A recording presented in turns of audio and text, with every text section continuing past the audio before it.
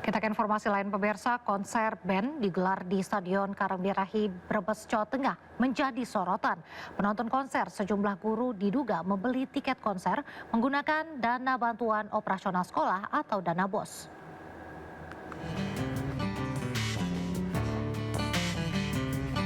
Konser band di Brebes, Jawa Tengah viral di media sosial. Pasalnya, sejumlah guru sekolah dasar negeri di Brebes mengaku diminta menyisihkan dana bantuan operasional sekolah atau BOS untuk membeli tiket konser.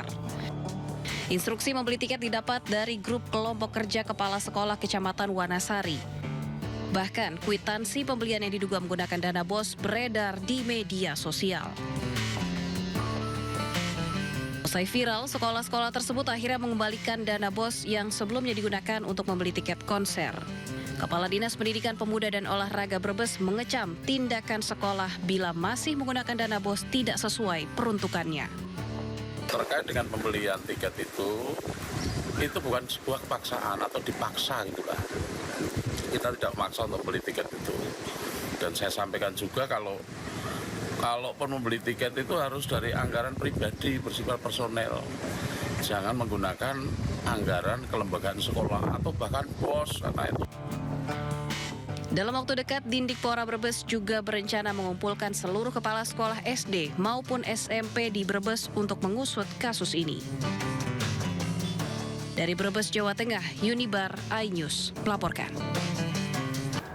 Diminta menunggu selama 18 jam tanpa kecelakaan, sejumlah penumpang mengamuk di Bandara Domine Edward Osok, Sorong, Papua Barat Daya. Bahkan salah satu penumpang rute Surabaya Samarinda justru terbawa ke Sorong. Terus jam 10.30 sudah pasti. Itu kliniknya 10.30. Saya tanya sudah kliniknya.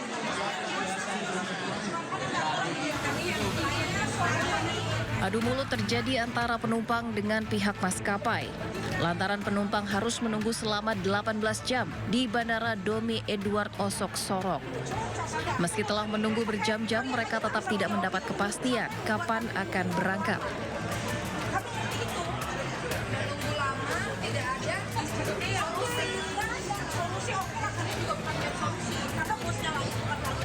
Penundaan panjang ini bermula dari adanya informasi cuaca ekstrim di Ambon. Angin kencang dan jarak pandang terbatas membuat pesawat gagal mendarat di Bandara Patimura, Ambon. Demi keselamatan penerbangan, pilot memutuskan return to base kembali ke Bandara Deo Sorong. Keputusan ini berdampak langsung pada penerbangan lanjutan yang akhirnya ikut tertunda hingga lebih dari 1 hari.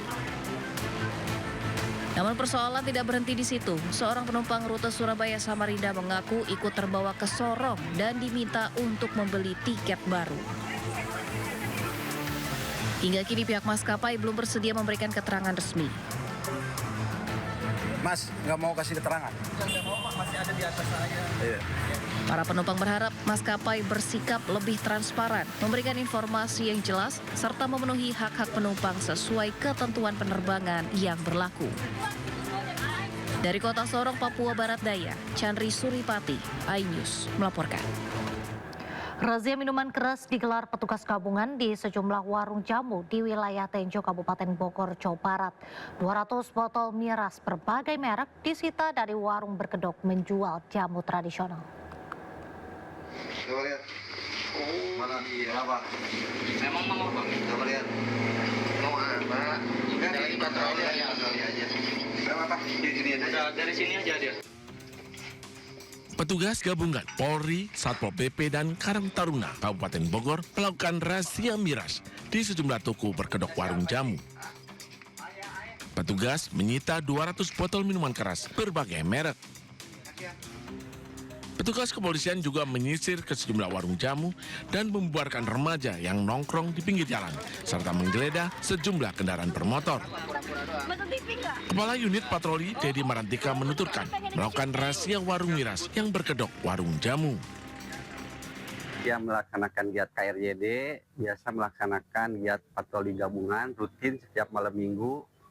Untuk sasarannya yakni kumpulan-kumpulan anak muda yang biasanya nongkrong di sekitaran perumahan Perum Podomoro. Kemudian setelah itu kita lanjut operasi miras di toko-toko jamu yang berada di wilayah Kecamatan Tenjo. Petugas gabungan akan terus melakukan patroli rutin untuk kenyamanan masyarakat. Dari Kabupaten Bogor, Jawa Barat, Iwan Setiawan melaporkan. Ratusan pohon ganja siap panen diamankan dalam penggerebekan di sebuah rumah kontrakan di Kabupaten Jombang, Jawa Timur.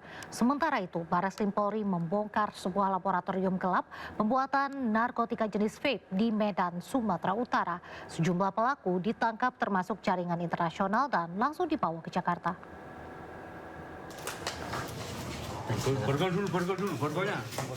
Polisi menangkap seorang penghuni kontrakan dalam sebuah penggerebekan di Desa Mojong Apit, Jombang, Jawa Timur. Pelaku Ernama Rama tak berkutik saat ditangkap. Penangkapan dilakukan karena di dalam rumah ini terdapat kebun ganja yang dibudidayakan di sejumlah ruangan secara tertutup. Ratusan pohon ganja ditanam menggunakan pot, lalu ditutup dengan sebuah kerodong besar. Petugas juga menemukan daun ganja hasil panen sebanyak 5 kg, lengkap dengan alat timbangnya. Selain itu, petugas juga mengamankan ribuan butir bibit ganja yang menurut pengakuan pelaku diperoleh dari luar negeri.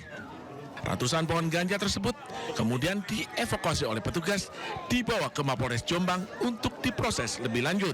Berdasarkan penggerebekan kita menemukan sekitar 110 batang ganja dan barang bukti daun sebanyak sekitar 5 kilo lebih, 5,3 kilogram ganja. Ini berdasarkan hasil pengembangan dari Sat Narkoba Polres Jombang, di mana sehari sebelumnya kita mengamankan satu orang atas nama Y, warga Diwek, yang juga membeli biji tanaman ganja. Polisi kini memburu pelaku lain yang diduga terlibat dalam jaringan ini. Dari Jombang, Jawa Timur, Mukhtar Bagus, iNews melaporkan. Kita beralih ke kasus pembunuhan, pemirsa. Seorang bayi perempuan tewas di tangan ayah kandungnya sendiri di Ciputat, Tangerang Selatan. Pelaku tega menghabisi nyawa korban karena kerap menangis.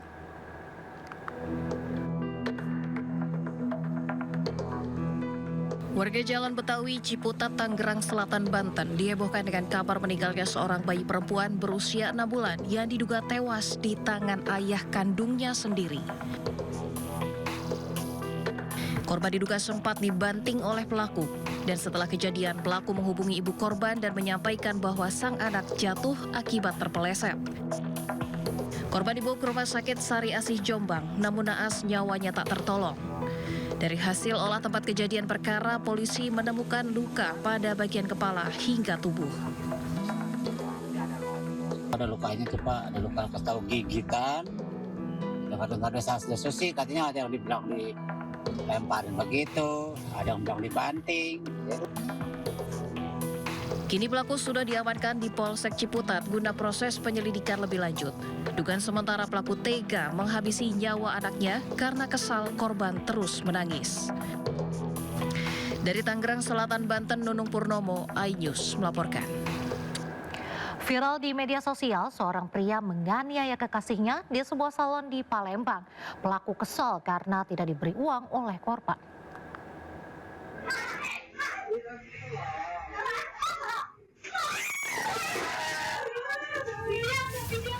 Aksi penganiayaan terekam kamera pengawas sebuah salon di Jalan Dwi Kora, Kelurahan 20 Ilir, Kecamatan Ilir Timur 1 Palembang. Seorang pria dan wanita cekcok mulut hingga sang pria menjambak rambut wanita yang diketahui kekasihnya hingga jatuh ke lantai.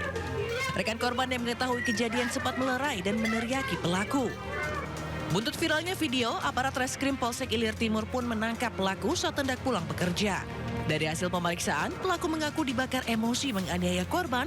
Tak hanya itu, pelaku turut mengambil uang sebesar Rp300.000 dari dalam tas korban. Penganiayaan itu karena pertama ekonomi ya, karena ingin makan tadi sesuai keterangan dari pelaku, dan juga hilap ya. Hubungan antara pelaku dan korban apa, Bu? Pelaku dan korban ini ada hubungan spesial, yaitu pacaran yang sudah berjalan kurang lebih hampir 1 tahun. Pelaku menjalani pemeriksaan lebih lanjut dan ditahan di Polsek Ilir Timur 1. Dari Palembang, Sumatera Selatan, Guntur, iNews melaporkan.